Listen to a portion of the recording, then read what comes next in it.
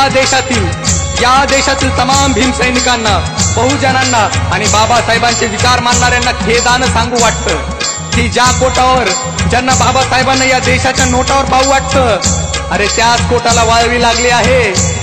त्याला जिम्मेदार फक्त इथलं सरकार आणि कुठेतरी आपणही आहोत. अरे नागपूरच्या चिंचोली गावामध्ये बाबासाहेबांच्या 400 वस्तू गंज खात पडल्या आहेत. ज्या सरकारला कित्येक निवेदने केली, 40 कोटी या संग्रहालयासाठी मंजूर करून घेतले, तो निधी सरकार देत तर नाहीत, पण या संग्रहालयाच्या ठिकाणी दगडाची खान बनू पाहत आहेत. हा आहे सरकारचा जातीवाद.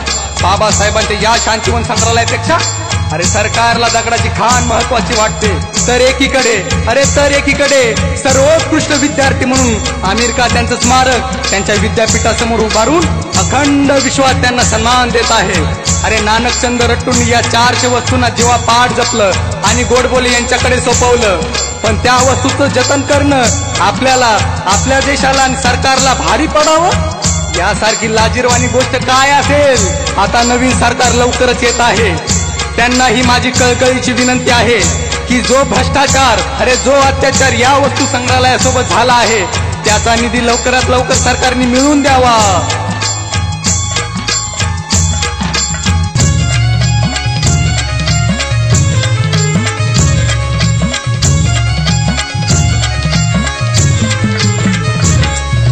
बघा ना बाबा भीमाच्या कोटाची कशी दुर्दशा झाली. बघा ना बाबा भीमाच्या कोटाची कशी दुर्दशा झाली. वाळवी आली माझ्या भीमाच्या कोटाले, वाळवी आली. वाळवी आली माझ्या भीमाच्या कोटाले, वाळवी आली. वाळवी आली माझ्या भीमाच्या कोटाले, वाळवी आली. वाळवी आली माझ्या भीमाच्या कोटाले, वाळवी आली. ज्या टाईपरायटरवर या देशाचं संविधान बाबासाहेबांनी 2 वर्ष 11 महिने 17 दिवस अथांग परिश्रमानं लिहिलं, ते टाईपरायटर या देशातल्या सरकारला व पुरातन विभागाला महत्वाचं वाटत नाही.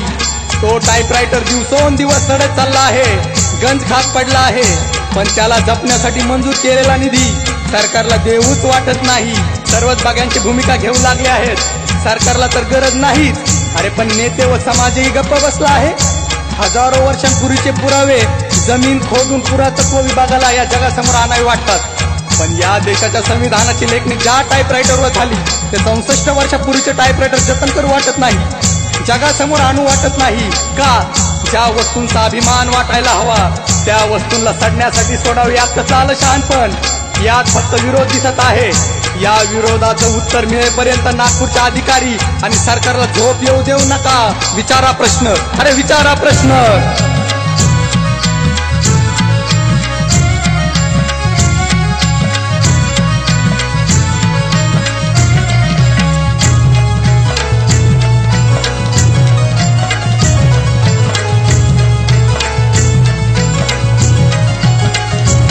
राज्यघटना बनवली ज्यावर टाईपरायटर तो गंजून गेला.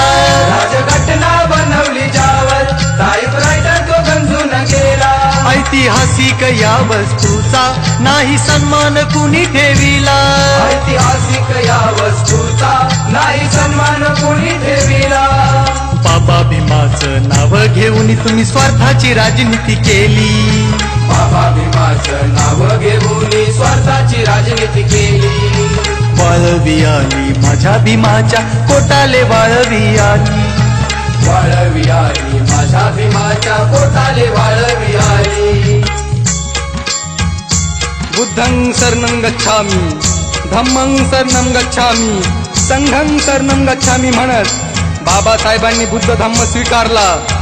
तो ज्या मूर्तीसमोर स्वीकारला ती बुद्ध मूर्ती ही या संग्रहालयात वाईट अवस्थेत आहे. इंग्रज सरकारला आणि या देशाला ज्या बाबासाहेबांनी आपल्यासाठी प्रश्न विचारले की माझ्या समाजाला अधिकाराचं पाणी का मिळत नाही, देवाचं दर्शन का नाही, धर्माचं स्वातंत्र्य का नाही, बाबासाहेबांच्या वस्तू संग्रहालयासाठी आता प्रश्न विचारण्याची वेळ आपली येऊन ठेपली आहे. का मिळत नाही निधी?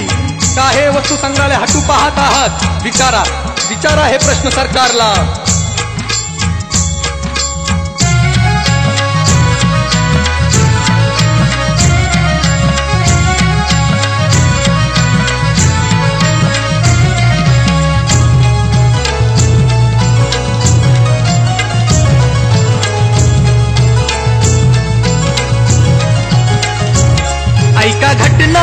चिंचोलीची नागपूरच्या पावनभूमीची ऐका घटना चिंचोलीची नागपुराच्या पावनभूमीची ज्या मूर्तीला वंदन करुणी दीक्षा दिली ती बुद्ध धम्माची ज्या मूर्तीला वंदन करुणी दीक्षा दिली ती बुद्ध धम्माची त्याच भूमीत बुद्धाच्या मूर्तीची कशी ही अवस्था झाली त्याच भूमीत बुद्धाच्या मूर्तीची कशी ही अवस्था झाली वाळवी आली माझ्या भीमाच्या कोटाले वाळवी आली वाळवी आली माझ्या भीमाच्या पोटाले वाळवी आली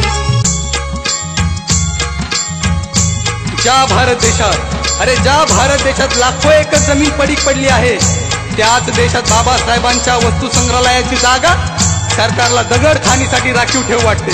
अरे कसला हा जातीवाद जो बाबासाहेबांनी राज्य घटनेत मिटवला तो त्याच बाबासाहेबांच्या बाबतीत होत आहे. अरे ज्या बाबासाहेबांनी कुल कायदा करून करोडो बहुजनांना जमिनीचं वारस केलं अरे त्याच भीमाच्या संग्रहालयाची जागा सरकारला खटकत आहे. पण आम्ही हे होऊ देणार नाही हे दाखवून देण्याची वेळ येऊन ठेपली आहे.